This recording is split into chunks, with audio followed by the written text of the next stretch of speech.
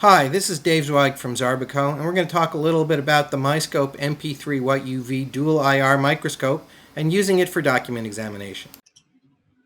This is Dave Zweig from Zarbico, and in our series of applications for document examiners, we're going to be talking about inspection of pen strokes using the MiScope handheld digital microscope.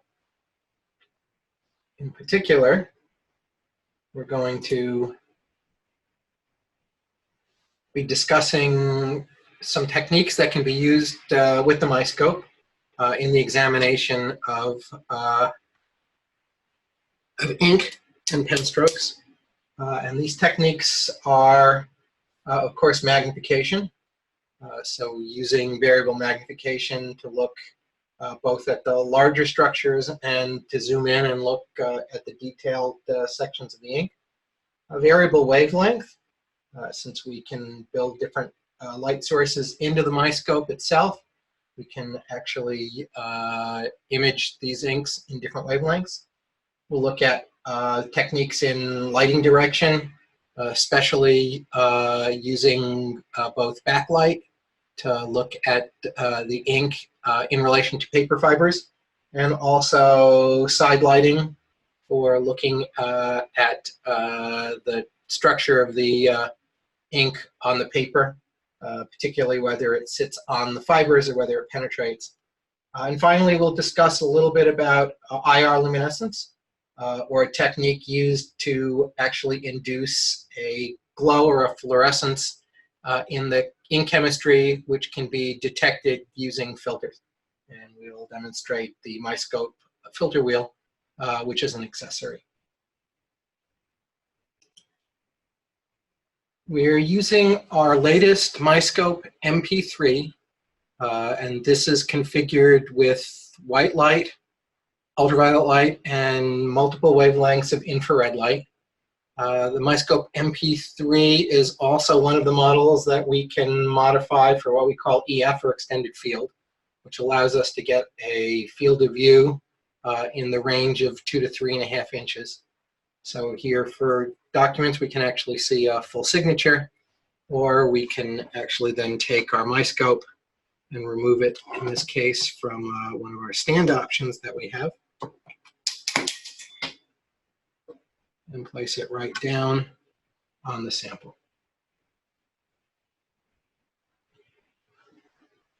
So some of the questions that we're going to try to answer with the MiScope are questions like, what can I learn about the handwriting? What can I learn about the writing instrument or about the ink that was used to write this document? Are these samples written using the same ink? And other more specialized situations, like if we have an obliteration or a covered area, is it possible for us to see through that and look at the writing underneath? So what we're going to start with is we're going to start with our MiScope MP3, and we're going to look at the range of magnifications that we can cover. So as I mentioned, we can actually operate as far away with these things, as far away as 6 to 8 inches on some of them, with fields of view that are quite large, up to 3.5 inches. This is the typical configuration for something like this, where we can get about 2 inches, 2.5 inches while operating further away. Or as we get closer with the MiScope, what we'll see is our magnification increases. And here what we have are some different ink samples. And what we can do now, this is about 15-time magnification, is we can go ahead and look at the characteristics of those inks. So here we can see these are, for instance, ballpoint pen, and we can see kind of the way the ink sits on the fibers and the glossiness that we get from that. Here we have other more liquid writing instruments. This is a fountain pen. Here we have a a roller ball, gel ink, another kind of gel. So this gives us the opportunity to actually see the different characteristics. Now, as we go closer, here at 40 times magnification, we get an even more detailed view. And of course, with these, we can zoom in with this microscope all the way up to 180 times, which allows us to see the paper fiber itself.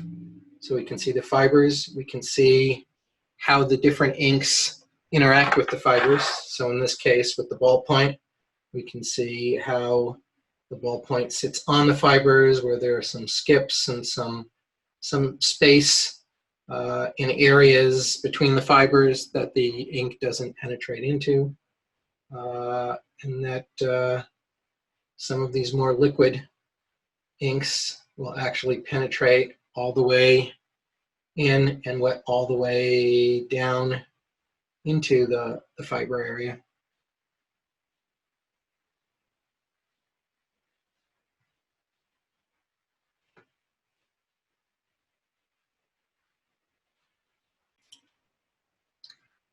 The MiScope also allows us the ability to look at some of the finer details in the writing itself.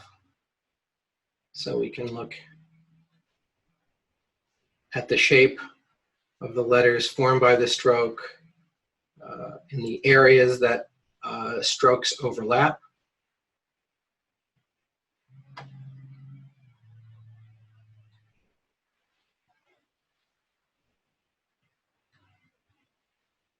And again, we can move from a fine micro view, work our way back to a more macro view. And then, again, once we find an area of interest, we can zoom back again.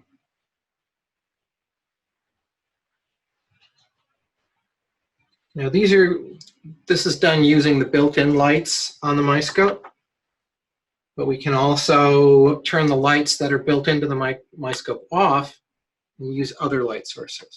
So one option that we have is to backlight. So here, using a little light pad, we can turn off the lights on the MiScope and now actually look through the page itself, which gives us a more detailed view of the inks and the paper fibers. So here we can see the actual fibers. And let's see, we have, here's our annotation tool. There we go. So for instance, here we can actually see the fibers. You can see the ink actually being drawn along the fibers in certain areas. Let's see, clear that, clear all. Yeah.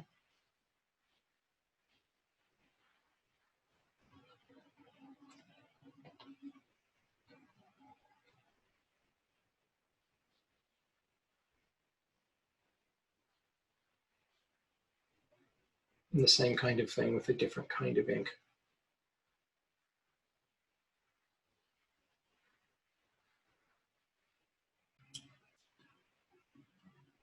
Now another technique, in addition to working with backlights, we can also remove our backlight and we can use a side light or oblique lighting.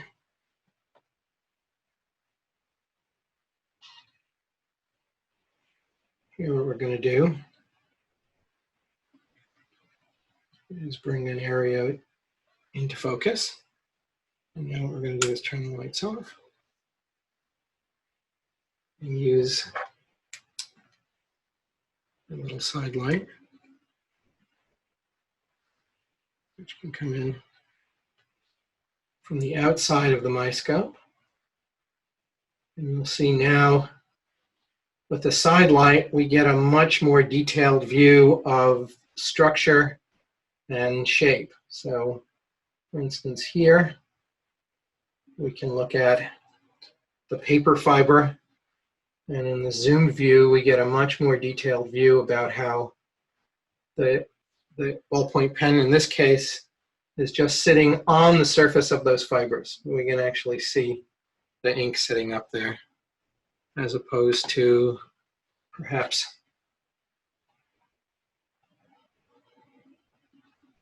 here's fountain pen, where we can see how the ink is actually absorbed right into the paper.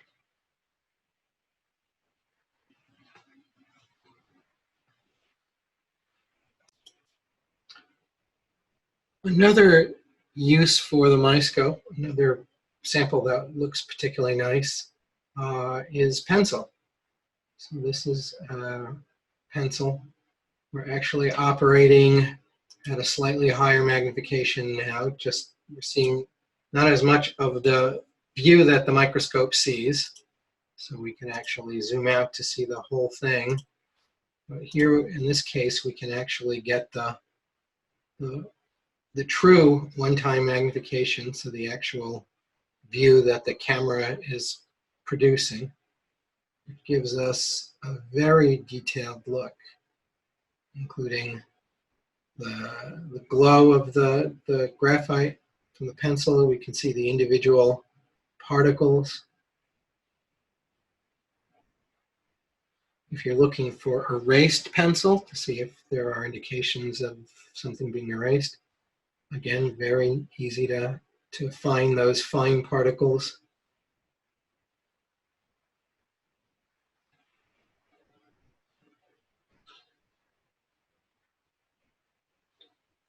And likewise, we can turn the lights off, go back to our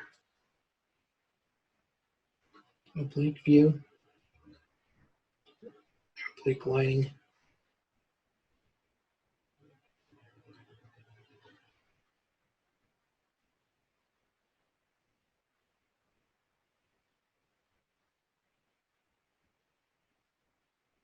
You can see very nicely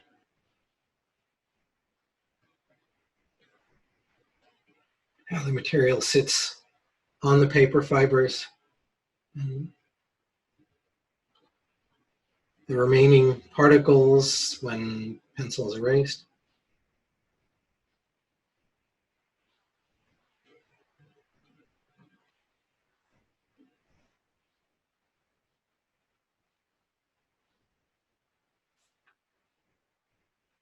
You can also see if there's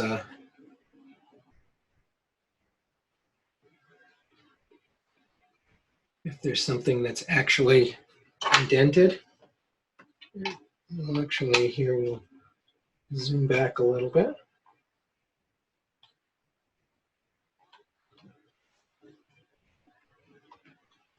And again, use our side lighting technique here.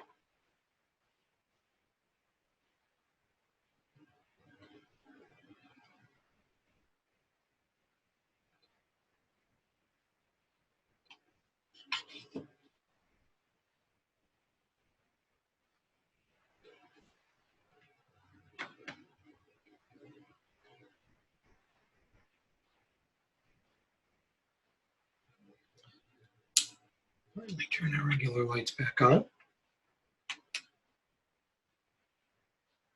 Now, the next feature of the MiScope we should discuss, again, when it comes to imaging inks, is our multi-wavelength feature. So in this case, what we're going to do is take advantage of the fact that our MiScope, in addition to white light, has a number of other wavelengths that can be very useful. Here's our lights on, our white lights on. Here we're using the light switch on the back. We can turn our lights off. And here we can now use our special wavelengths.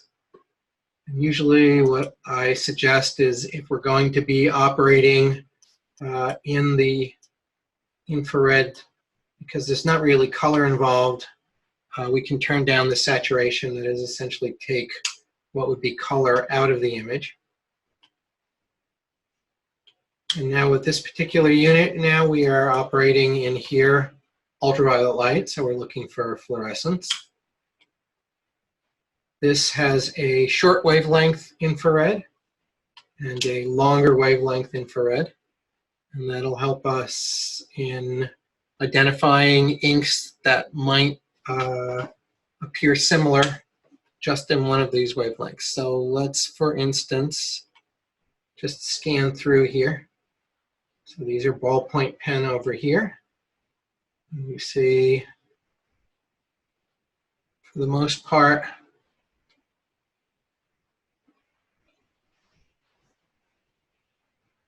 they're not dark. Some of them are a little bit darker than others, which indicates that they are different.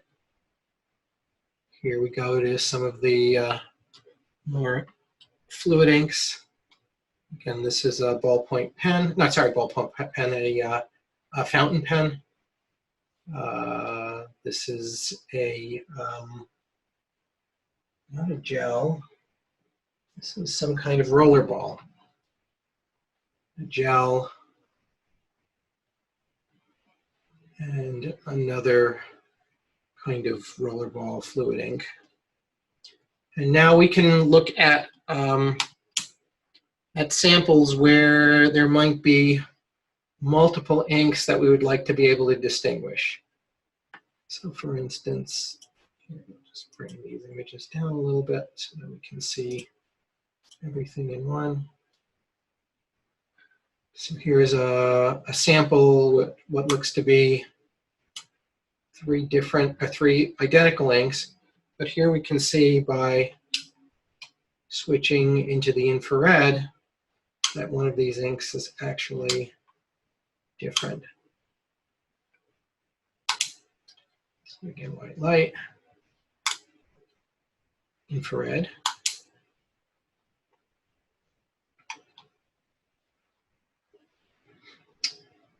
The same technique can be used for looking for, in this case, alterations. Was this document altered?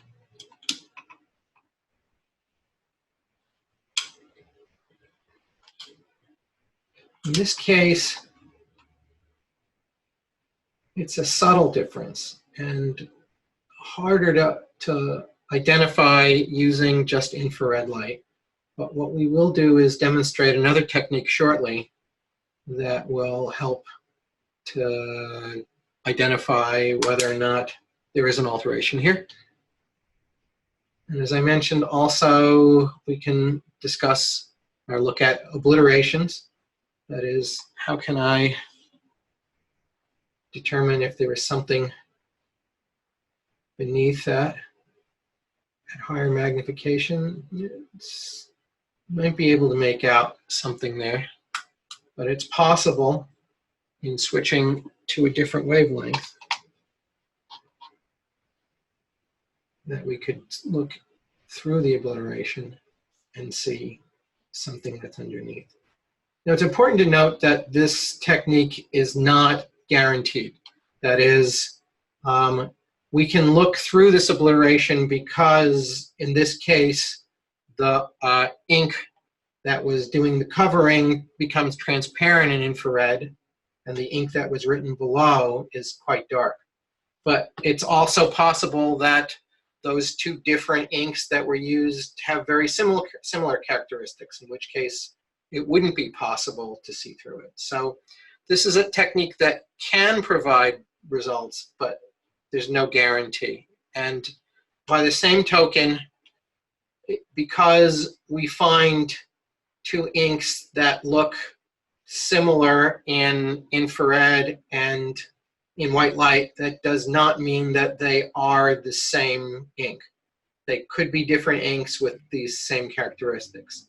On the other hand, if we find inks that are clearly different under infrared light, then we can conclude, of course, that those two are different. They was not written with the same ink.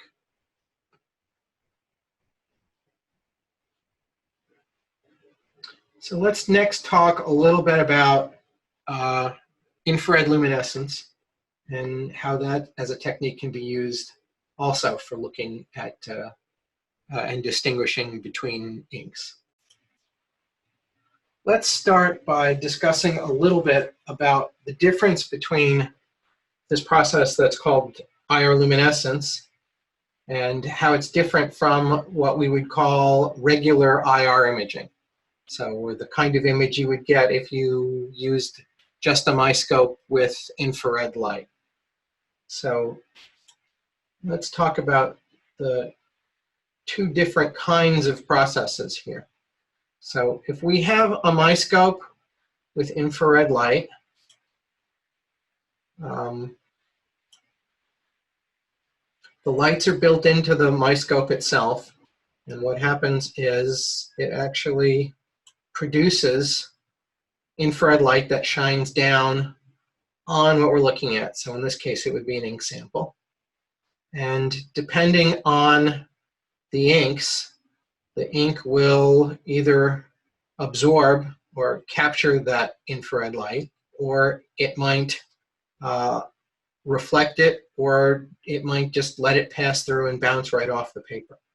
So if part of the ink actually absorbs or collects up that light, then less of the light will then shine back. Whereas if a different part of the ink is basically transparent, the infrared goes right through and bounces off the paper, then a lot more of it will go back through. And so what will happen is the MiScope will detect all of this, and it will see that ink in different colors. So it would see the first part of it darker because that was the part that was absorbing the infrared light, and the second part lighter because it was letting the infrared light through. And so what we'd see on the screen is these different words in different shades of gray, like this. So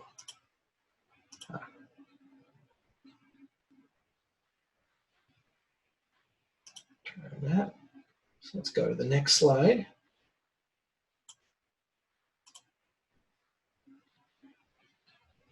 Oop, went too far. So now let's look at this other process called IR luminescence. In this case, what's going on is we're not using the lights that are built into the MiScope, although we can, but we have another way of doing that, and we'll show what we call our filter wheel. But we're going to use a light source that's our excitation light source. That is, this is going to be the light source that is going to induce a chemical reaction of some kind in the ink. It's not really reaction, but a chemical response. So in this case, we're now shining typically UV or blue or sometimes a white light down. It's nicer. And that light is hitting the ink and now causing the ink to glow. So almost like one of those fluorescent toys that you got that you put up against the light, and when you turn the lights out, it glows green. This is going to operate on a similar principle. That is, this is going to glow based on the light that's hitting it. But in this case, it's going to glow all the way into the infrared in wavelengths that we can't see.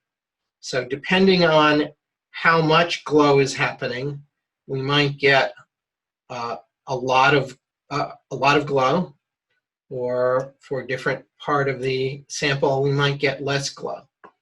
So we're going to have this glow coming back from the ink, and now we'd like to collect that into the MiScope. Now the problem is, in addition to that glow, we're also getting the light coming back into the MiScope. We're getting the background light in the room. We're getting this, what we call excitation light, this UV or blue light that we're using to create the glow in the ink. And all of that's going to make the glow in this ink hard to see. So what we're going to do is we're going to place a filter right underneath the MiScope. And what this filter is going to do is it's basically going to block everything except some of the light that's glowing from the ink. And that's the only light that will be allowed to go through and hit the MiScope. And so we can use one filter or maybe a group of different filters, which each one will allow a different range of wavelengths or different group of the light that glows to come through into the MiScope. And so in this case, with using this filter, all we would get would be the brighter glow from the first part of the writing, and so it would look lighter, and maybe a little bit of glow from the second part of the ink, and then also some glow from the paper that it's all written on. And so in our MiScope, we're going to get an image where the different inks will look, again, different brightnesses due to how much they are glowing. So what we could say here is that we're using UV to create an infrared glow, and then we're using our filter to block everything else so that we can see that glow. So now let's actually take a MiScope and a filter wheel, and let's see how this all actually works. So we're back to our live image here again. And this time we've brought over our filter wheel.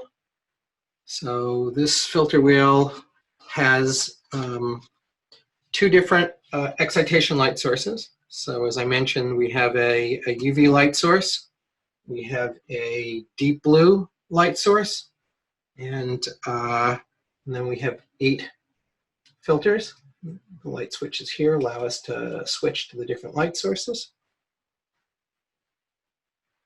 And the filters we can flip through.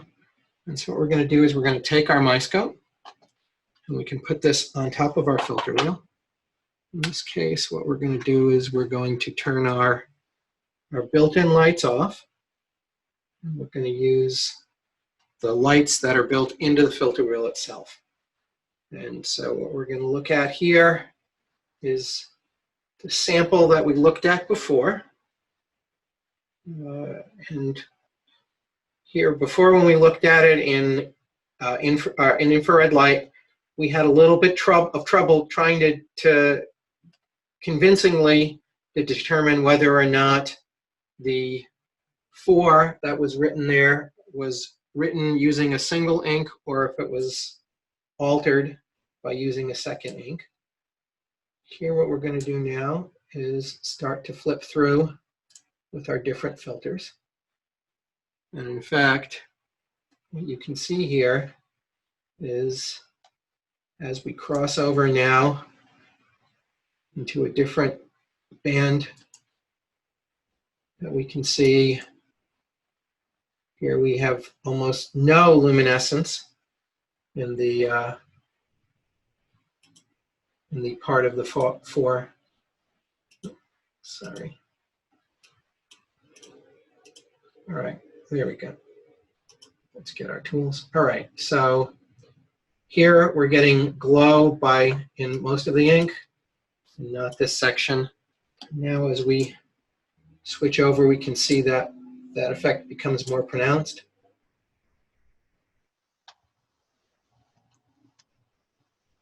We can experiment with different wavelengths, but what we can see quite clearly in this case is that